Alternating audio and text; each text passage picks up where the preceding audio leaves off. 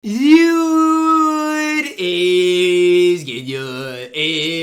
your boy Ty back here with another video, and in this video today, guys, we're going to be going over what we do know is coming to NBA 2K23 MyTEAM tomorrow, and it is headlined by Endgame Shaquille O'Neal. All of the Invincibles have been getting different SIGs. So, you guys might be grossed out by Penny Hardaway, but what if he's 6'7", and what if they give Penny Hardaway, like, I'm just gonna throw a random Invincible, what if they give him a Kuzma base? Then you're looking at a little bit better Invincible Penny Hardaway. What if they give Grant Hill a better release? At 6'8" at the 2, he could be something interesting as well, but I think the end games is where everything does start and end. Now, I did wait an hour to record this video, just seeing if anything else would get leaked ahead of tomorrow. Nothing else got leaked as far as I'm recording this thing right now, so these are the players' headline. Now, every single end game right now has been the exact same. So you guys might be wondering, okay, well, Ty, what if I got Invincible Shack, right? What if I bought Invincible Shack?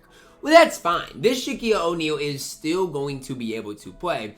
It's just the SIGs are going to be basically like this endgame David Robinson, right? And so, yes, Shaq's release, the past Invincible Shack probably is easier to green, right?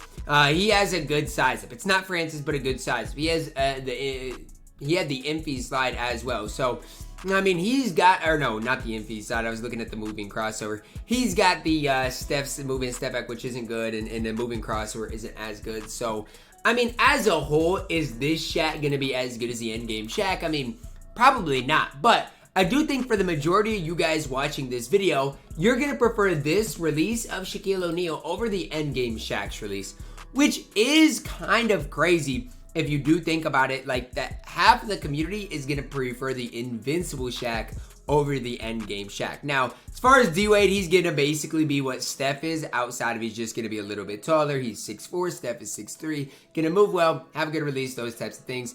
Jimmy Buckets, you know what you're getting. Basically 6'7", basically Luka Doncic. If you want to see what Jimmy Butler is going to be like tomorrow, go watch my Luka Doncic gameplay. Now, I still might do a gameplay on Jimmy to see his movement, stuff like that, because who knows? I'm still hoping somehow, somewhere along the way, they at least update the release, maybe the upper, give him Oscar upper, maybe update the size up to Steph, maybe give him the Infi slide instead of the normal step back, the Oscar slide. I'm hoping they slightly tweak some of these end games. I don't necessarily think that's going to happen. I do expect all of these cards to get these same exact SIGs, but one can hope. So, I mean, I hate to break it to you. D-Wade, basically you're looking at the endgame Steph. Jimmy, you're basically looking at endgame Luka. And even with Shaq, your comparison there is endgame D-Rob outside of D-Rob's left-handed, Shaq's right-handed. Obviously, player build's going to be a little bit better, and I do think Shaq is going to be better than David Robinson. But that is something to keep in the back of your minds and think about. Now, for the Invincibles, Penny Hardaway, again, if he gets an updated jump shot, could definitely be a top 6 or 7 point guard in the entire game. I see a world in which that is a true, real possibility. Imagine if Penny Hardaway, I'm just going to throw out, a guy we got from our last set.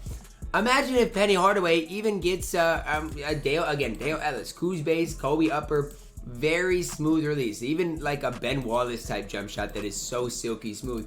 Even this Devin Booker, his jump shot is silky. I used it, absolutely silky. I know it's a step base, but it is so silky smooth. So if Penny Hardaway gets a new jump shot, which I think he is, his player model is good. He's going to defend at a very high level.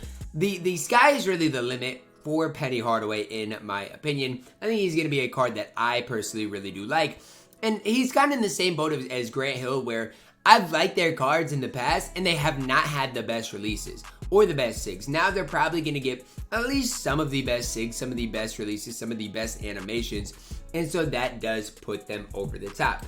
Now, I'm going to be eager to see, it says, plus all previously released Season 8 Invincible and Endgame cards from the Luka pack will be available in the packs. So, did you guys remember last week's packs? You'd pull like all of previously released cards, all those types of things. Now, this says all previously released Season 8 Invincible and Endgame cards from the Luka pack will also be available in the Endgame Shack pack. I'm going to be interested to see. All right, so all these Season 8 players will be available. Granger, DeMarcus Cousins, Luka, what are the odds you pull those end games compared to the new end games? That's what I'm going to be eager. And if we're not going to see any new Season 8 cards, are these the only 5 new cards coming tomorrow? Because obviously last Friday, we did see these Season 8 cards. They weren't anything crazy. They were actually pretty garbage, but they were still new cards at the end of the day. So I'd be really interested to see if you do pull like a Danny Granger tomorrow. He's absolutely elite. So just again, kind of keep that in the back of your minds. Think about that. Luka Doncic, I believe, is the best point guard right now. Paul George, the best shooting guard. D-Rob, probably a top 3 power forward. So, I mean, even if you pull any sort of end games tomorrow, man, I'm going to be honest with you. There's not a bad end game. I'm going to be honest with you. Even if you get an undersized Steph Curry, an undersized Bill Russell, because they're end games that have 99 everything as well as every badge in the game, they're still not bad, right? There are really no bad end games in my team. And so that's something to think about as well. I don't know. I am excited because I feel like for Tuesday drops, we normally get kind of mid-Tuesday drops. And so for the fact of the matter is, we're getting a decent Tuesday drop compared to like the rush set, right? That's basically all we saw last season was the rush set, and the rush set was it was interesting. I don't want to sit up here in front of you guys and say it was a horrible concept.